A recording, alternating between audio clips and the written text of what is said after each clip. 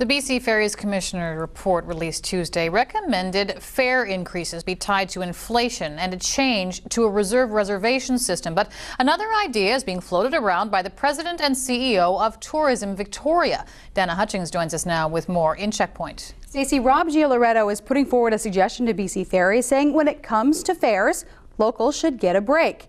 It comes on the heels of the report which recommended a complete overhaul of the system that's struggling to stay afloat. As Kylie Stanton explains, a two-tiered system has shown to have its benefits.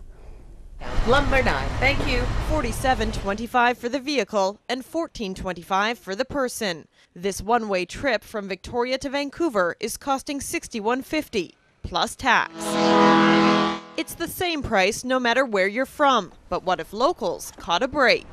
Yes, absolutely. I think the residents should get a discount. That's what the head of Tourism Victoria is proposing, a two-tiered fare system aimed at increasing ridership.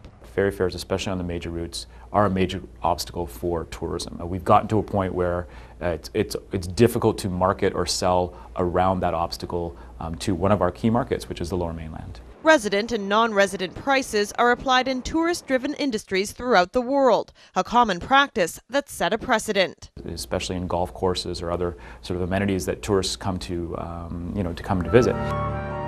This is just one example. Bear Mountain Resort offers a discounted rate to local golfers, currently pegged at $95, but out-of-towners are out of luck. If you're a tourist coming into town, the rates are a little higher.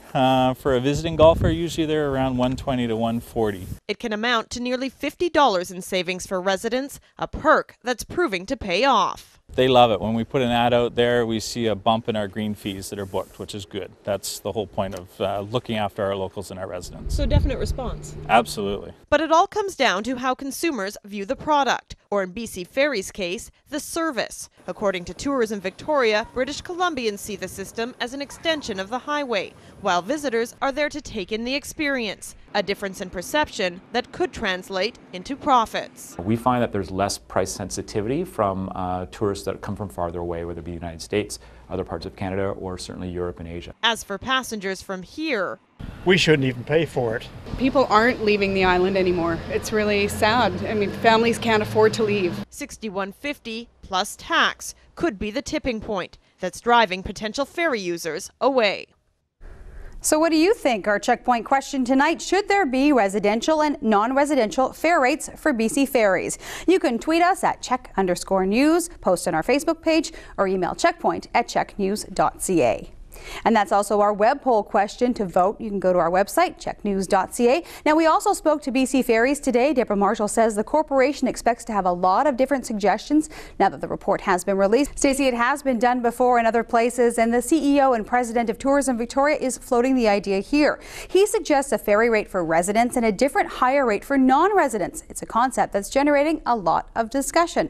And that's our checkpoint question. Should there be residential and non-residential fare rates for BC Ferries? Here are some of your thoughts. I think that would be fair. It's fair to say that Canadians subsidize ferries to some degree with our tax dollars. BC Ferries is a highway to the mainland. We were held hostage here. If we can't get off and we have to pay these exorbitant rates, we're just going to, well, I mean, people aren't leaving the island anymore. It's really sad. No, I don't actually. Okay. I don't. I think taxpayers,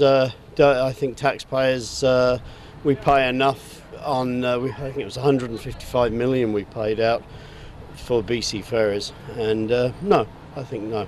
There are other ferries in the province like the Kootenay Lake. It's just part of the highways.